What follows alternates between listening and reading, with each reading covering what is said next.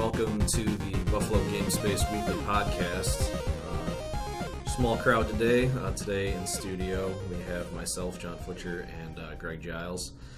As far as things talked about this week, the obviously big thing to get into is the major release that kind of everybody's talking about right now is Fallout 4.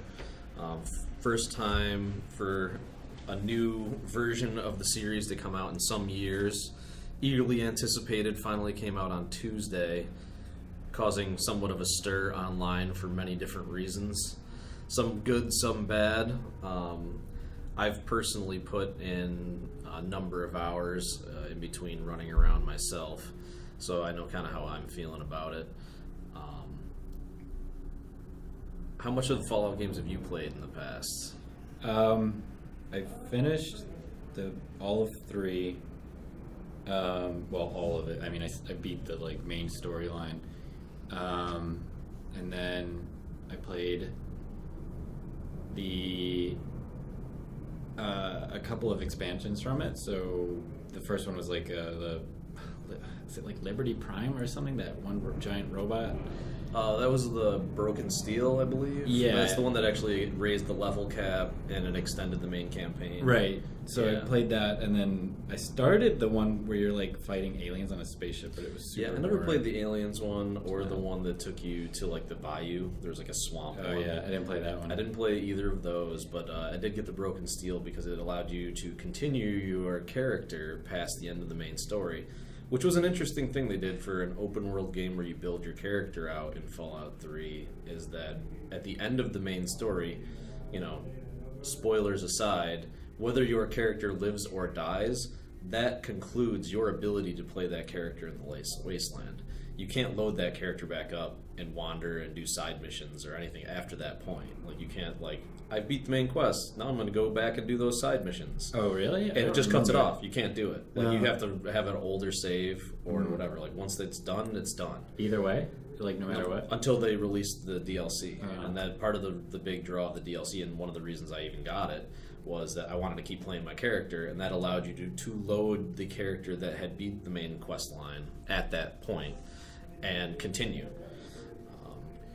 So yeah, I played those, and then most of New Vegas. I think I did finish the main storyline of New Vegas, but then sort of stalled out after that because I was getting my ass kicked by Deathclaws somewhere, and I just didn't feel like playing anymore. A lot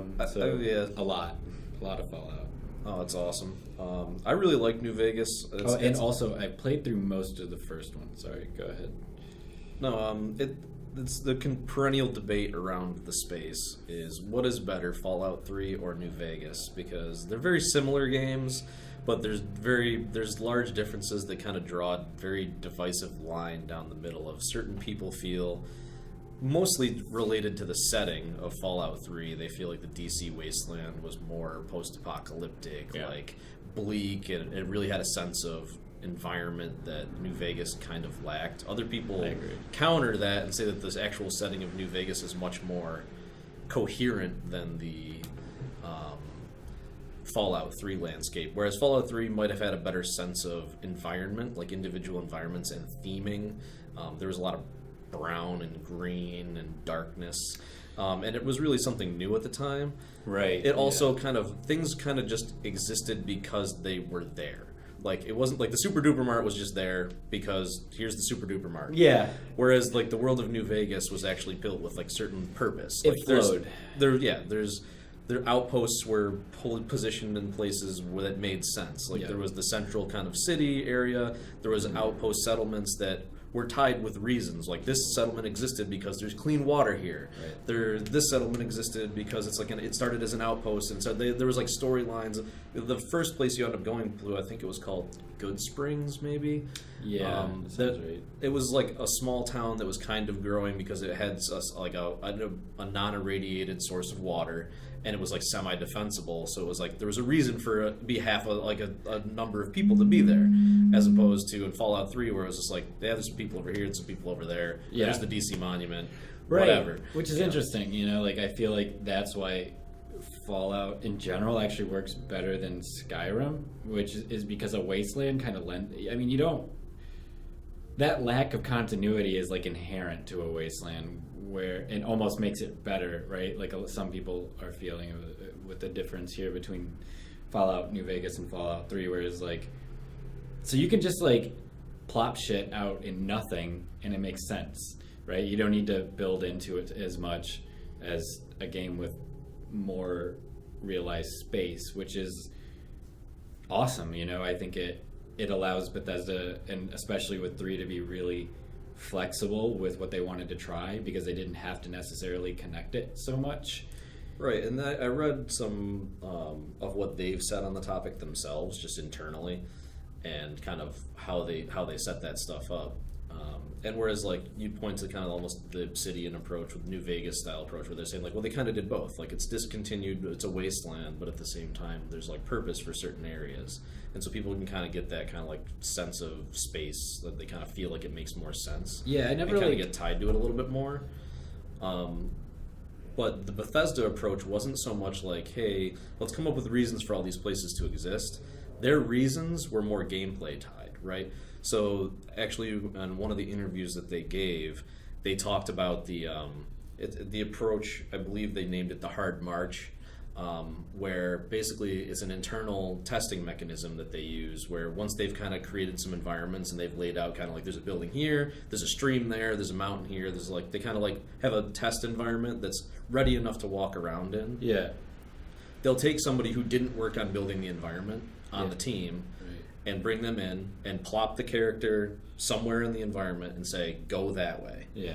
And then that person plays the game going that way and reports back of like, this was cool, this sucked, I walked for 5 minutes and I didn't see anything, or it was cool that I found this here. And basically they take that feedback and then they they do more of the stuff that worked, and they dead areas where like lack of interactivity, or areas that they thought sucked or they were hard to traverse or whatever, they take those out or they tweak them or they add things to them. And they keep doing that, they keep iterating on it until it kind of feels good to be almost anywhere in the world and move in almost any direction. So they kind of use this approach where they kind of like eventually they've dropped people in so many random locations and made them walk in random directions, where that it all kind of like there's always something to do. Yeah. But also at the side, like the reverse of that, it leads to kind of a discontinuity of like, oh, the Super Duper Mart is there because we needed something to do in this area of the map. We just needed to. There was a gap here that we needed to fill. And I could feel that in 3, and I didn't feel that as much in New Vegas. Right. But like I said, I think in 3, it actually, that discontinuity really is a feature I really enjoyed. You know, I mean, you could understandably look at it from a development perspective. It's probably like that because of it is like that because of reasons you just laid out.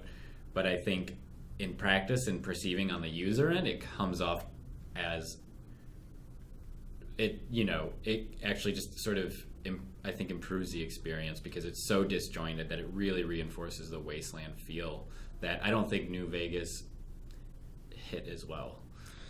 New Vegas definitely came across a little bit more alive. Yeah.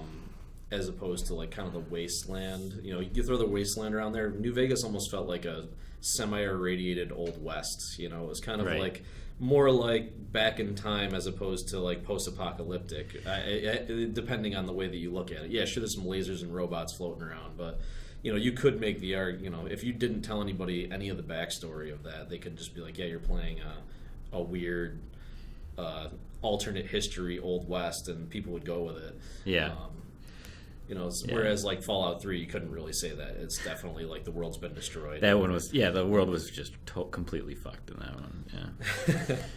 Which I liked. So anyway, that kind of brings us to Fallout 4, which now takes place in Boston, which is different from both of the other two. So it doesn't have the kind of semi-alive Old West feel, nor the full-on just bleak desolation of the destroyed DC wasteland. Yeah. It's kind of somewhere in the middle where there's a little bit more color, a little bit more I've seen a little bit more vibrant like action going on. There's a lot less brown and green, although that is prevalent in certain things for sure, but it's a lot more like it feels more like a livable space than kind of like the gray skies and brown of Fallout 3. Yeah. Which lent to a great sense of place, but also I felt became kind of certain boring at a certain point. Yeah.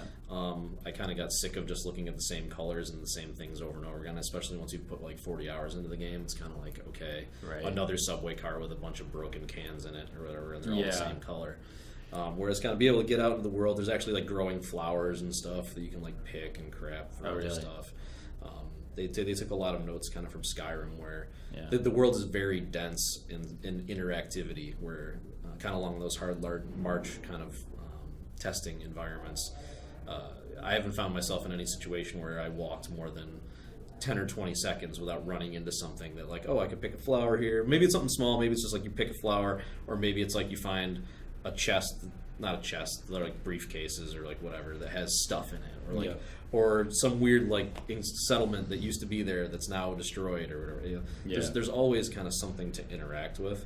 There's a little bit more color, a little bit more variety in what you find. I do find it to be slightly disjointed in kind of like certain areas where it's like, why is this even here? And that didn't make a lot of sense until I kind of heard the developers kind of talk about how they put it all together. Nothing's really laid out in the layout of Boston. Like kind of DC Right. Like, did a little bit, but not really. Yeah. They take big liberties with making gameplay priority over like being faithful to the map, Definitely, right? Like yeah. you look at games like GTA, or like there was another one that was kind of GTA like that they did the exact map of LA. Well, LA Noire did it, but also there was another game that was just like Watch Dogs, maybe? not Watch Dogs. It'll come to me in a minute, but it's another GTA-like game where you could like slow down time, and True Crime New York and True Crime LA. They basically did an exact map swap. Okay. They Yeah, I never took played those. They took the exact map of the location, so you could actually like drive to your house, and like if you lived there, your address would be there. And they kinda kind of crazy. did an exact 1-to-1, which sounds cool in concept, but sometimes real world things are not laid out in the most fun way to interact. As anybody who's ever been stuck in morning traffic would attest to, just because something exists a certain way doesn't mean it's optimal user experience.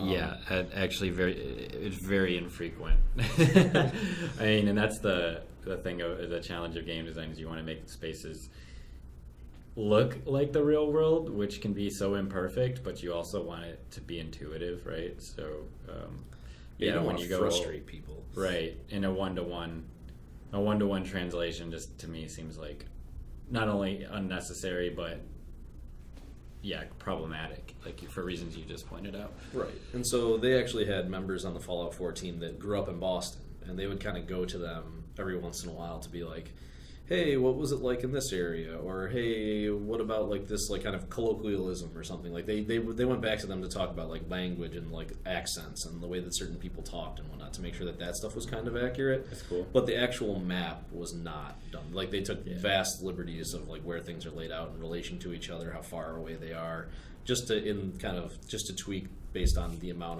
insane amount of user testing that they've been doing over the past year, to try to make it feel like a full world that isn't like overwhelming, but at the same time always presents an opportunity to discover something new or do something different, or at least do something, even if it's not exactly different.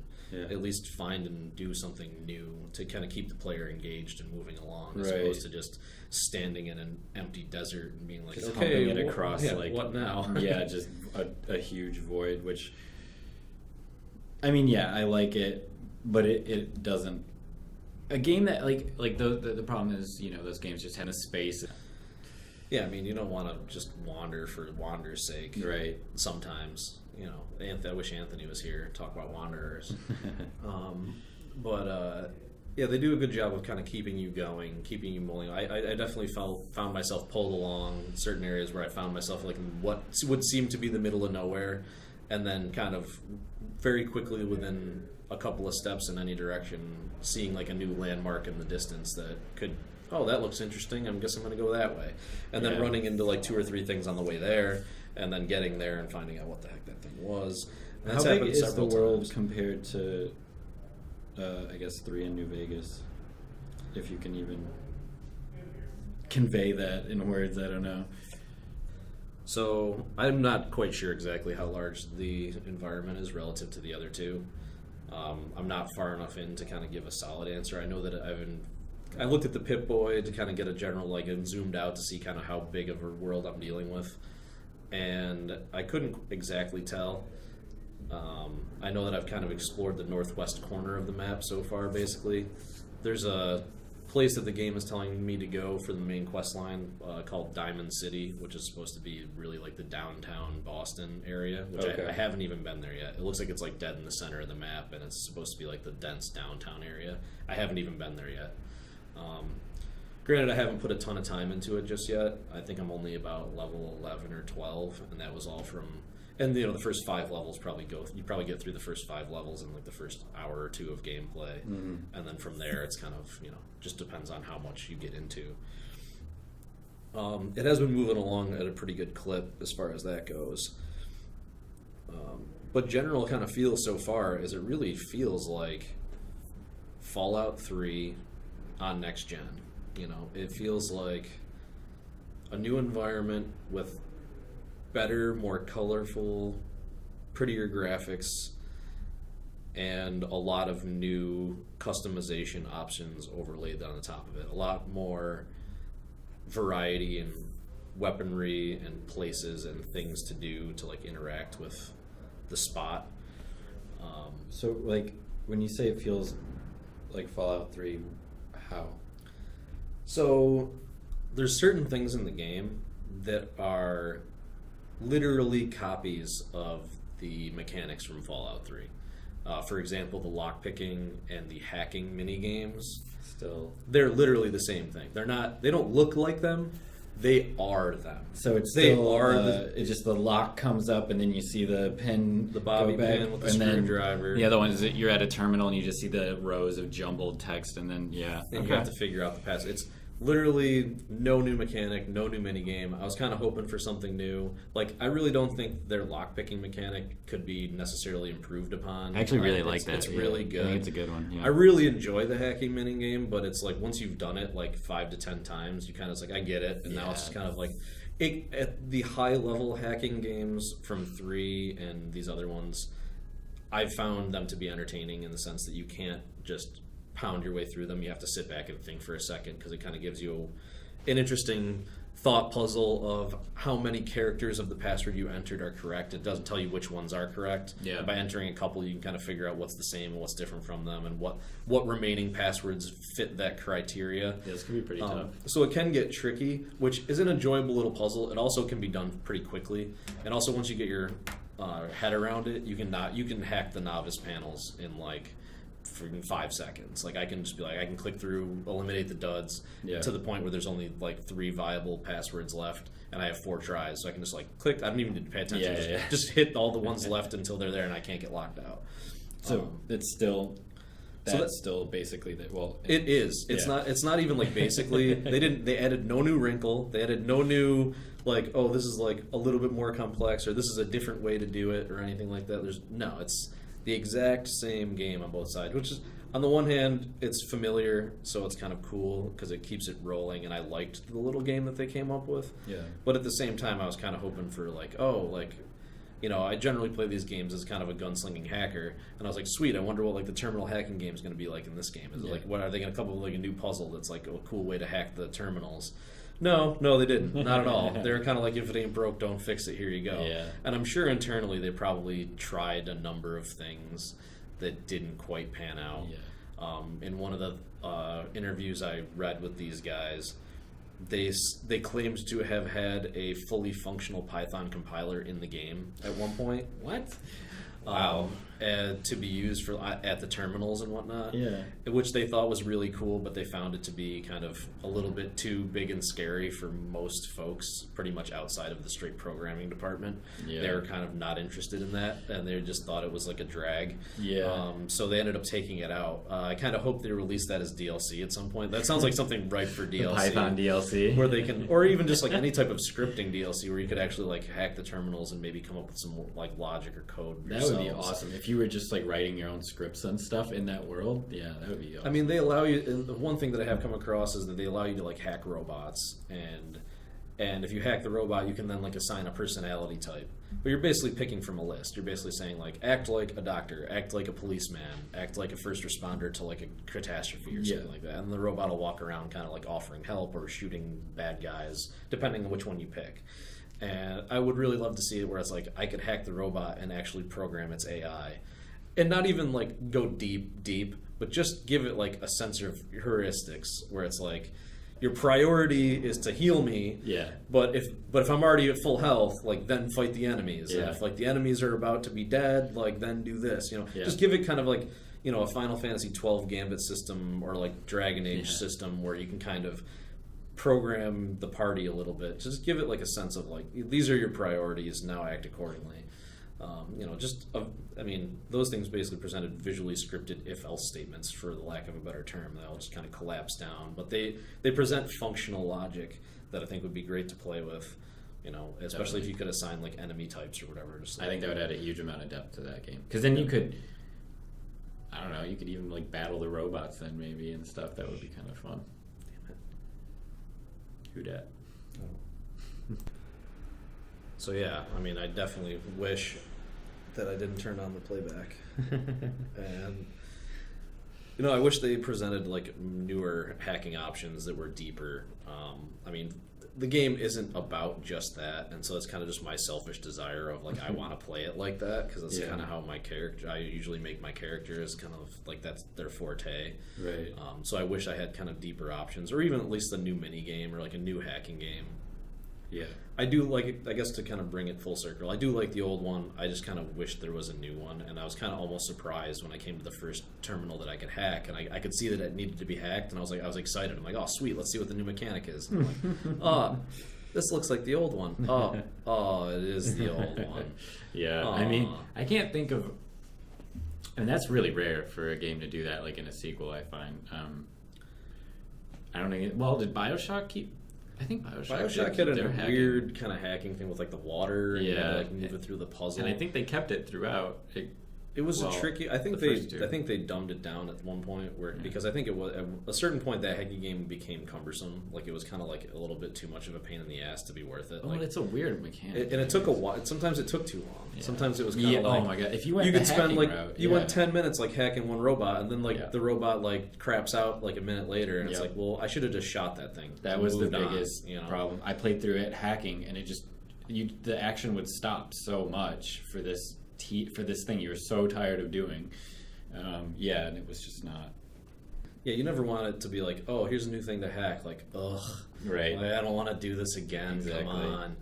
So I mean, I know the ain't broke, don't fix it kind of approach, where it's like I never got that with the old one, especially once you get good at the puzzle, like the hacking thing. You can do it very quickly, and it doesn't seem like too much of a chore. And the situations aren't like. You're not doing it usually in a combat situation, almost never, whereas in BioShock it was always in a combat situation. Right. Yeah. Yeah. So yeah, but I mean, like to that effect, I always want to be able to hack anything I might come across. I always want to be able to get into anything I come across. We mentioned this a couple of weeks ago on one of the runs we did, and initially I built my guy kind of my hacker gunslinger. And I didn't have the ability to. They changed up how the lockpicking and the hacking kind of works by the perk system now. The perk system is kind of brand new, as much as it looks the same as kind of some of the old stuff. The way that they laid it out and give you access to the perks is different this time around. What are perks? So basically, perks are every time you level up, you get 1 point to spend on your character. Right. So in standard RPG terms, they're called special in Fallout. So you have strength, perception, endurance, charisma, intelligence, agility, and luck. Yeah, I got that on the first try. And so each one of those, you get points in each one of those categories, and they give you certain attributes. Like if you're high in charisma, you're good at being able to persuade people. You get conversation options you might not have. Right. Otherwise. If you're high in strength, your melee attack does more damage, and you can carry more loot. Like it's kind of pretty straightforward. And those are your base stats. Yeah. And at the beginning of the game, you're given 20-something points to spend on your character to kind of give your character like a baseline level, and you can kind of make them even across the board or specialize in certain areas or whatever. Like I kind of mentioned, building my kind of hacker gunslinger, I put 9 points in intelligence and like 6 or 7 points in agility, which gives you the ability to kind of like shoot well, like quick shooting, fast hands, that kind of stuff, like stealth abilities. So there's a lot of agility, that kind of stuff. Very weak in strength and endurance and that kind of stuff. And I had a decent amount of, I think I had like 5 or 6 in charisma, and the rest was all pretty much like almost no points in any of the other areas. Yeah. So my guy can't really take much damage. He can't carry much stuff. He's pretty weak, But he can run his mouth and he steal can run. stuff. He can run his mouth and convince people to be cool. Yeah. And he can hack terminals and shoot people with revolvers. Not very unlike well. the real John. Just like me. You know how I'd be running around with revolvers, shooting everybody and hacking everything. Yeah. It sounds like fun. So that's why I'm playing Fallout. So that's why I'm playing Fallout and this kind of run through. So anyway, you have those base stats, and every time you level up, you get another point, and you can spend one of those points in increasing those stats. Like one of those stats, like I want 1 more point in strength or 1 more point in luck. Yeah. Or you can spend that point on a perk, and the perks unlock like specific abilities or specific like proficiencies and things. So when you start the game, you have your base stats and no perks. Mm-hmm. And so basically every time you level up, you make that choice. Do I want to upgrade my base stat, or do I want to pick one of these perks that are available to me? And the perks that are available to you are based on the stats that you have. So for example, my character has 9 intelligence, like from the beginning. Mm-hmm. So when I level up, I've got 9 different perks that are intelligence based that I have access to. In previous games, basically the perks were based on just like what level you were. Yeah, they were level dished out per level. And Right. So if you hit like level 7, like 3 or 4 new perks became available, but you could Right. pick any perk at any time whenever Yeah. you leveled up. So you could pick, hacking proficiency or whatever. Like no matter if you had the intelligence to do it or not, it'd still be harder for you, but you could pick perks in those things to kind of like supplement the things that you have. The way that it works now is if you don't have a certain level in that base stat, those higher level perks that are related to that base stat are locked to you. that you can they're grayed out. You know they're there. Okay. Yeah. So you can see them, but you can't pick them. And do the perks still have that, like in New Vegas, or I don't remember so much in 3, but I know in New Vegas, there's always a trade-off. It's like, you get this, but you lose a little of that. No, they're all pretty much beneficial. Yeah. Okay.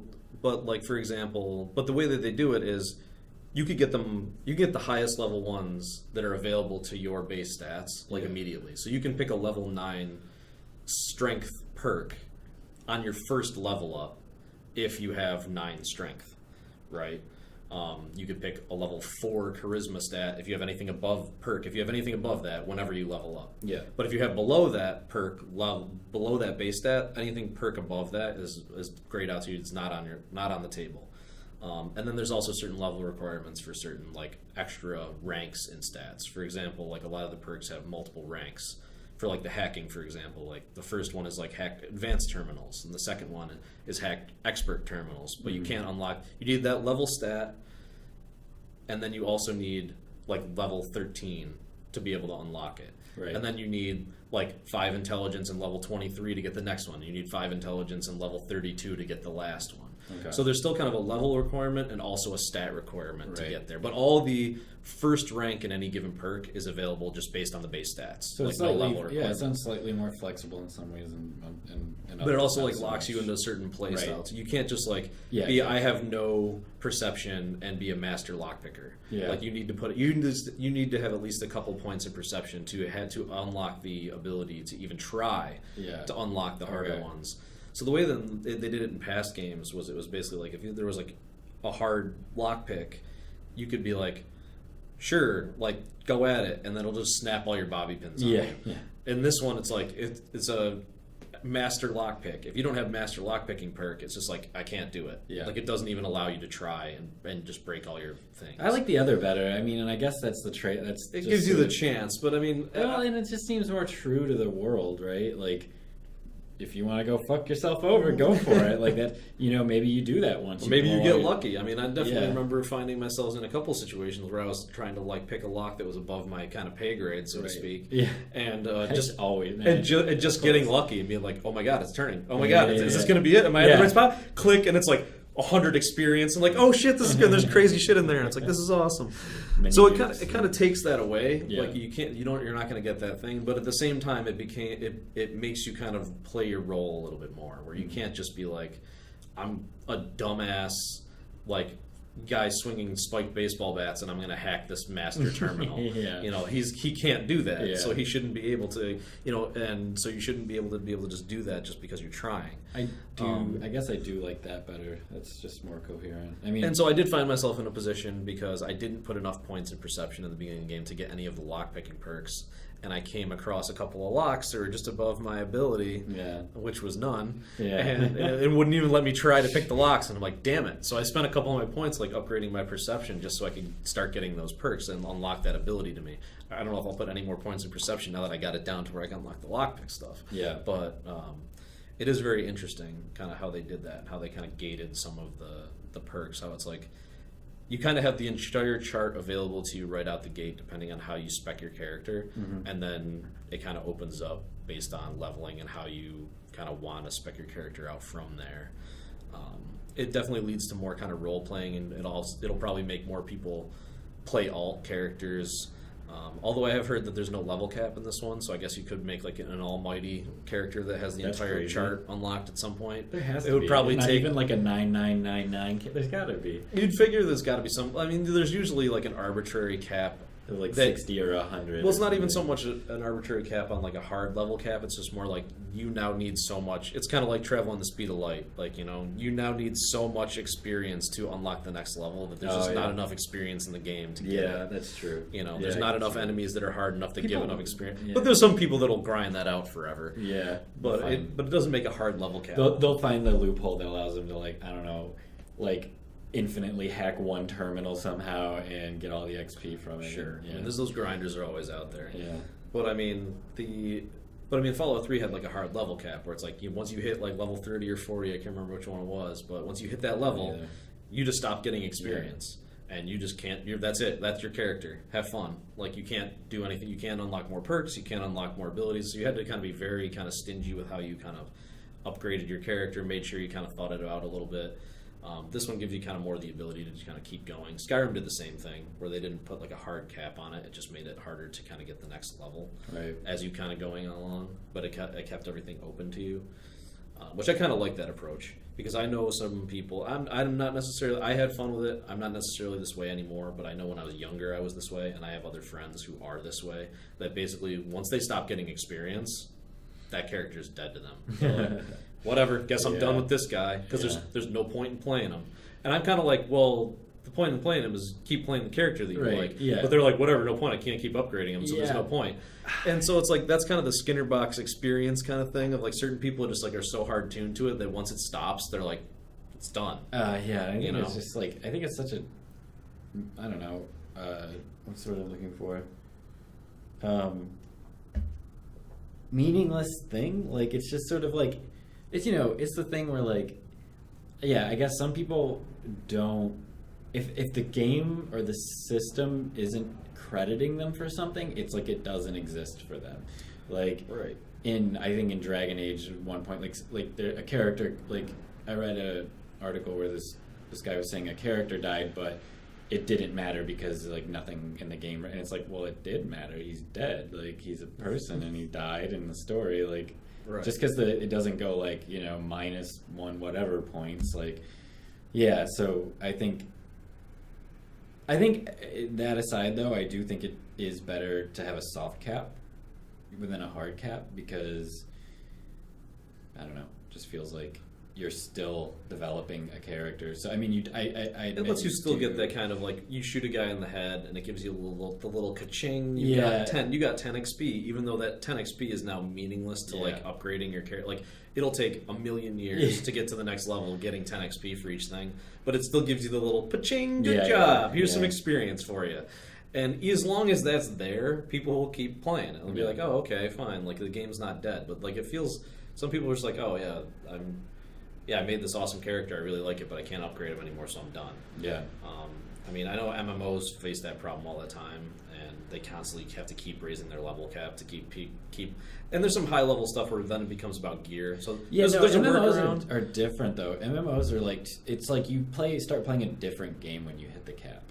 Right. I mean, all the end game content is based on everybody being at the cap already. And it's gear based, so it becomes a very gear. So it goes from like a level, like you basically end up with the same system still, just through gear. Right, but that's kind of like what Destiny tried to do. Like they wanted to make the shooter MMO. Mm-hmm. And so at a certain point, your level was capped at 20. You Right. can't upgrade your character with experience anymore. Right. But then You it became gear based Right. in a very literal sense, in the sense that you could level up, but your level was determined by your gear. Yeah. Like, so the gear that you wore was like, now you're level 27 just by virtue of putting on that vest that has more light on it.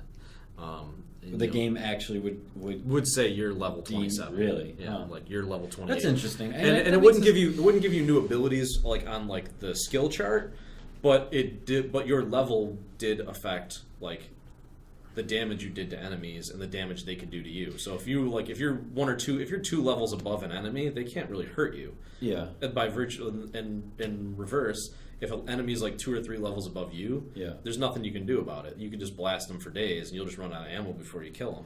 But if you are level 27, then it's like a fight. Like if you're both Yeah. at the same level, so then it becomes like I need the gear to be at the level to fight this guy. Yeah. And that's kind of how the MMO Diablo like world was. That they tried to do that in the shooter like Destiny, and I really didn't like it. I heard they've changed a lot of stuff since then. Yeah, because people they are- made it really a chore to get that gear, and then it was only so much you could get, and it was boring to keep running the same missions over and over again and do that same crap. So. Yeah, it seems like everybody got pretty tired of that game, but now they seem to be flocking back in droves. People keep saying that the new DLC is great and everybody wants to keep coming back. There's a bunch of guys around here who keep busting my chops to try to get it, to get Yeah. me into playing because I want to run the new raids and have some other folks that they're playing with. I know that Kate and those guys were playing it during Extra Life the last weekend. Yeah. And some of the new content does look pretty cool, and the gameplay in that game is a ton of fun, and I really wish it had more legs for me when it was rolling. I just don't Yeah. have the time to kind of really get back into it right now, especially with Fallout 4, Yeah. sitting on my desk, Yeah, basically because ready you're to gonna go. probably dump like. Because I haven't had a ton of time to get it. I had one good day where I was able to put in some hours, and then since then I haven't really touched it much. Yeah. Yesterday and today I haven't really touched it, so Are you like itching to get back to it? I would like to. I would Yeah. like to. I mean, it's busy around here, It's hard to just get back in and jump in and play for Yeah. extended periods of time anymore. But so I guess to kind of bring it back full circle, I'm definitely digging the game. It's definitely. I feel like it's more of the same in a good way. Like I feel like they kept a lot of the things that were good about the past Fallouts and took out a lot of the stuff that was kind of tiresome. I can't speak to the overall story and some of the big quest lines and stuff yet because I'm just not that far into it yet. I have done a little bit of the crafting, and I find that to be more engaging than I thought it was going to be. When the game first kind of gives you the green light to start making stuff, it seems kind of really like, oh man, there's so much going on here. Like, I'm never going to touch all of this. That's how I felt in Skyrim. Like, I never did any of that shit. It just felt very overwhelming and unnecessary. I ended up doing it in Skyrim to make my characters awesome stuff. And once I kind of understood it, like, I was able to, like, the best gear in that game was the stuff that I could make for myself. Yeah. And I'm finding that in Fallout as well. As part of my intelligence stats, I unlock the gun nut perks, which allows me to make better mods for my guns. So I can put like scopes and stocks and different magazines on my guns that other people wouldn't be able to do. Right. Now, I'm sure at some point they'd be able to find them in the game or maybe buy them. I'm sure there's other avenues to quality weapons for sure. Now- But this... It makes that avenue available to me where I didn't think I'd be interested in it, and I definitely spent 10 or so hours maybe I've gotten into the game so far. Not even, actually it's probably closer to 5 or 6. Yeah. I've definitely probably spent at least an hour of that standing over a crafting table, adding scopes and different barrels to my weapons. So how does that- and renaming them and giving them cool names, because it's another thing they let you do is let you rename your weapons and stuff. Last you week craft we were them. talking about in Tomb Raider, those upgrades felt very meaningful and changing, and they really changed how you played. I would assume Fallout's not that because it's never kind of been like that, but I think it is though. Like, Yeah. I mean, that's where I kind of felt like putting a different barrel on a gun changes its profile quite a bit. Like, not only does it look, it gives you immediate aesthetic feedback. First of all, they did a great job kind of like showing, like, they basically built their guns out of parts, and you can kind of tell. And it works perfectly, especially for the low level guns in the Wasteland thing. Yeah. Like, they're like held together with like duct tape and bubble gum, and like they're like pipe bombs with a grip and a trigger. That's you know, cool. like they're kind of like very like they look like you took apart a They look faucet. like a beginner that Yeah, put you together made a zip gun out of it. You Yeah. know, like they're totally like they look like they're cobbled together. I'm only just now starting to find weapons that actually look like not like pipe bombs with a barrel and a Yeah. scope. I actually just found like a combat shotgun, like just like a couple of days, like right when I stopped playing, I found like something that I would look like a shotgun. But previously, I'd found a short double barrel shotgun. Didn't do a ton of damage. Had a very bad accuracy. Kind of big spread. It's kind of like a glorified sawed-off shotty, but it was like two-handed. It only had 2 shots. It was like a breech loading, like pop it open, like hunting shotgun, but it was pretty ineffective for what it was, unless I was point blank. And I subsequently put a full shoulder stock on it and an extended long barrel and a new receiver in it that gave it like the ability to have stronger ammo. Basically, it did more damage. The longer barrel made it more accurate and tighter grouping at range. The stock made it have less recoil. And I renamed it to the Street Howitzer, and I just started wrecking shit with it. Like, it was like I was killing shit with this That's double awesome. barrel shotgun that like before it was kind of Yeah, that weak. sounds like a really powerful system. That's great. So it was like, you know, and yeah, so it's definitely cool. It definitely rewards you for like messing around with it and playing with it. I'm gonna see how deep the rabbit hole goes through, but that's just for the guns. You can also do it with your armor. You can also get science upgrades for the high enough intelligence. You of like science upgrades where you can put like laser scopes on stuff. Like if you have the materials to craft that stuff, you can get all sciencey with it. There's lots of different like perks and updates you can make.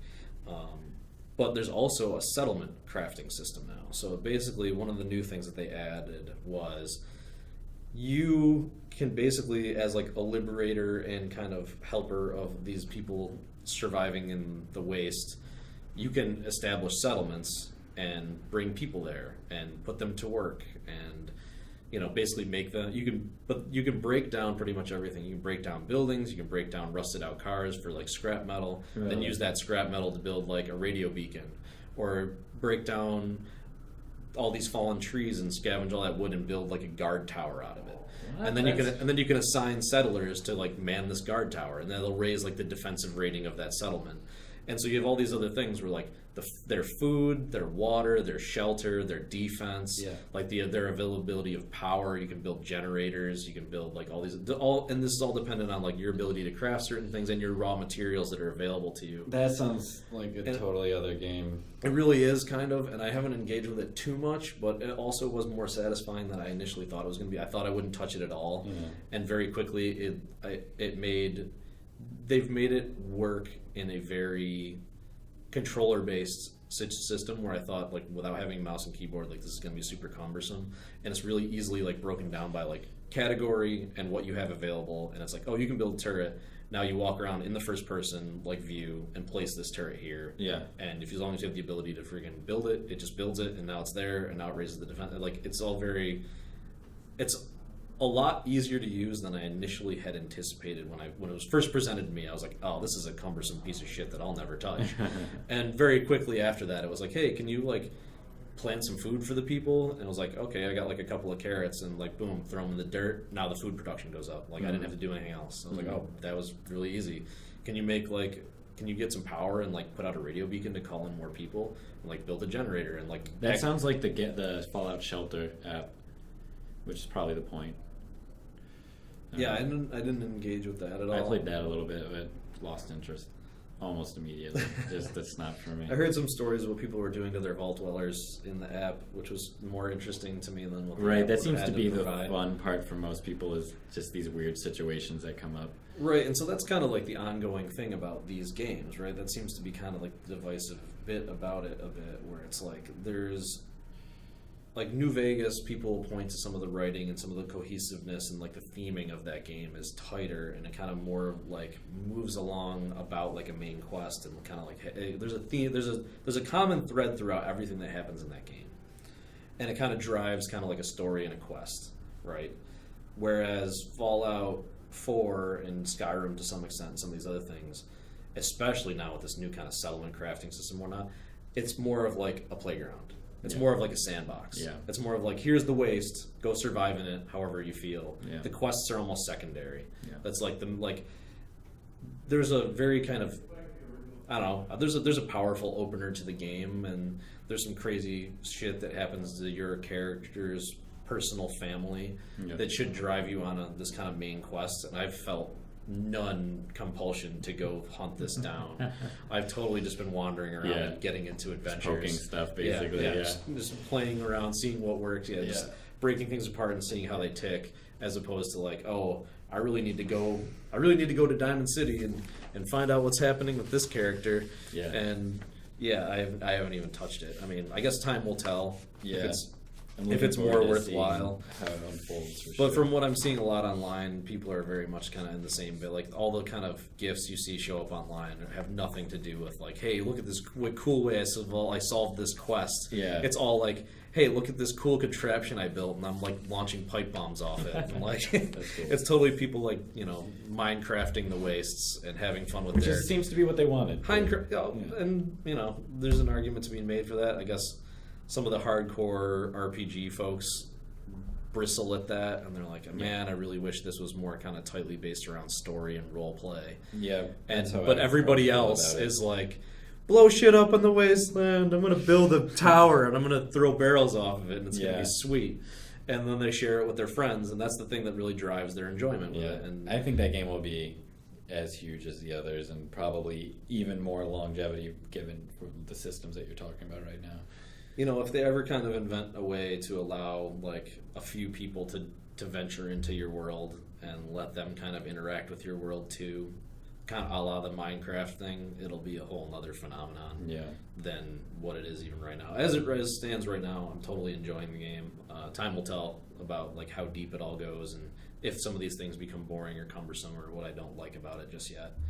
I kind of feel like I've only barely scratched the surface, but I feel like I've interacted with most of the main mechanics, at least so far. And I'm starting to get a sense of my character and kind of the place in the world. So I'm interested to see where it goes. I'm definitely going to keep playing. I definitely don't hate on it like some people are trying to do online. I think it's getting a lot of undue hate for Anything whatever big reason. does. But I mean, I guess that's just the internet, right? Yeah.